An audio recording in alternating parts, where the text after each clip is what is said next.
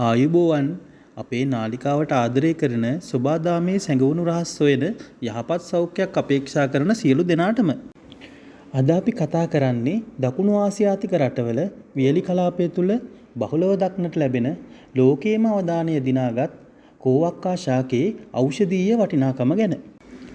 ගහක් වලින් පිරීලා තියෙන පරිසරයක ජීවත් වෙන අපි අවට පරිසරය පිළිබඳ අවබෝධයකින් සිටීම වැදගත්. මේ බොහෝ ගහකොළ අපිට ප්‍රයෝජනවත් වෙනවා වගේම පමණ නොදැන භාවිතා කළහොත් ප්‍රතිඵල දරුණු වෙන්නත් පුළුවන්. කෝවක්ක කියන්නේ පමණ දැනගෙන භාවිතා කළ යුතු ආහාරයක් වගේම ඖෂධයක්.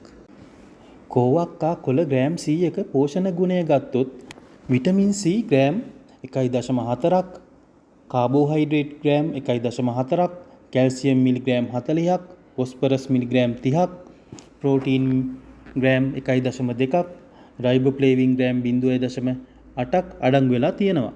කෝවක්කා ගැන කතා කරන විට එහි ප්‍රධානම ඖෂධීය ගුණය වන්නේ දියවැඩියාව පාලනය කිරීමේ හැකියාවයි. කෝවක්කා කොළ සහ දඬු යුෂ රුධිරයේ සීනි මට්ටම පාලනය කිරීමටත් ඉන්සියුලින් සංවේදීතාව වැඩි දියුණු කිරීමටත් උපකාරී වන බව පරීක්ෂණ මගින් තහවුරු වෙලා තියෙනවා. ආයුර්වේදයේදී කෝවක්කා දියවැඩියාව රෝගය සඳහා ප්‍රධානම ඖෂධයක් ලෙස භාවිතයට අරගන්නවා. විශේෂයෙන්ම කෝවක්කා කොළ මැල්ලුමක් හෝ කැඳ දියවැඩියාව රෝගීන්ට ඉතාම ගුණදායක බව සිංහල වෙදකමේ සඳහන් වෙනවා. එයට හේතුව කෝවක්කාවල අඩංගු ඇතැම් රසායනික සංඝටක මගින් ශරීරයේ ග්ලූකෝස් පරිවෘත්තීය ක්‍රියාවලිය වැඩි දියුණු කිරීමයි.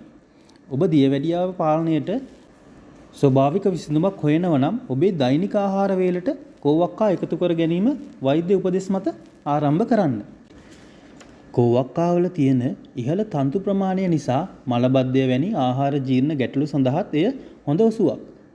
එය බඩවැල් වල ක්‍රියාකාරීත්වය නියාමනය කර නිරෝගී ආහාර ජීර්ණ පද්ධතියක් පවත්වා ගැනීම සඳහා උදව් කරනවා. කෝවක්කා වලට අක්මාව ආරක්ෂා කිරීමේ ගුණයක් සහ ශරීරයේ දැවිල්ල දාහය නිවා දැමීමේ හැකියාවක් ඇති බව ආයුර්වේදයේ දැක්වෙනවා. අක්මා රෝග සහ පිත සමනය කිරීම සඳහා කෝවක්කා භාවිතා කිරීම ඉතාම යෝග්‍ය වෙනවා. කෝවක්කා කොළ යුෂවල ඇති විස බීජ නාශක ගුණ නිසා තුවාල සුව කිරීමටත් සමේ රෝග, වන, දද, කුෂ්ඨ සහ පොතු කබර වැනි තත්ත්වයන් සඳහා ආලේපයක් ලෙසත් සාම්ප්‍රදායිකව යොදා ගන්නවා.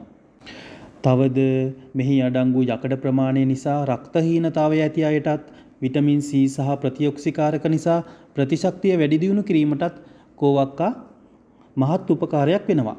ඊට අමතරව උණ, සෙංගමාලය, ලයපීනස, මුඛ රෝග, ලාඳුරු ආදී රෝග සඳහාත් කෝවක්කා ඖෂධයක් විදියට භාවිතා කරනවා.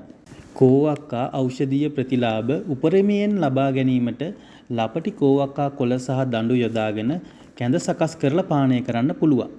දියවැඩියාව රෝගීන් සඳහා මෙය ඉතාම ගුණදායකයි. ඒ වගේම කෝවක්කා ලපටි දළු සලාදයක් ලෙසත් ආහාරයට එක් කරගන්න පුළුවන්. ලපටි කොළ පැහැති කෝවක්කා ගෙඩි රසවත් ව්‍යංජනයක් හෝ මැල්ලුමක් ලෙස සකස් කරගන්න පුළුවන්. එසේම හොඳින් ඉදුණු රතු ගෙඩි පළතුරක් ලෙස ආහාරයට ගන්න පුළුවන් වගේම මෙය මලබද්ධය සඳහා ඉතාම ගුණදායක වෙනවා.